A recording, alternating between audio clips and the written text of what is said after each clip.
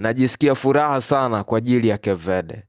Kwa heshima ya Cape Verde, embweka moto mwingi sana hapo kwenye comment. Kwa heshima ya kitu ambacho wamekwenda kukionesha katika kombe la dunia Cape Verde. Walisema kwamba baada ya hii kombe la dunia watu watafahamu, wataitambua Cape Verde ni timu ya namna gani. Watafahamu kwamba Cape Verde vinatoka vipaji vya soka.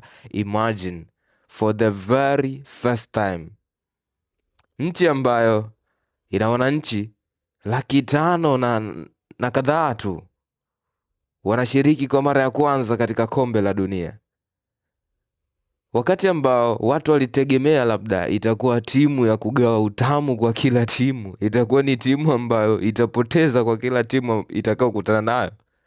Inafanya maajabu brother, katika kundi ambalo lina Spain, lina timu ya taifa Uruguay, unazungumzia timu ambazo zina uzoefu mkubwa sana. Cape Verde hakuna timu hata hii moja iliyofanikiwa kumfunga. Anaanza kutoa draw dhidi ya timu ya taifa ya Spain, watu tukajua labda anabahatisha, ni nguvu ya soda hii. Anakwenda kukutana na timu ya taifa ya Uruguay, sare ya chuma 2-2. Watu tukaanza kushtuka. Leo anatoa draw tena dhidi ya timu ya taifa ya Saudi Arabia. Alama 3 muhimu wanaondoka nazo na wanafuzu kihalali. No waiting for best losers nini. Na.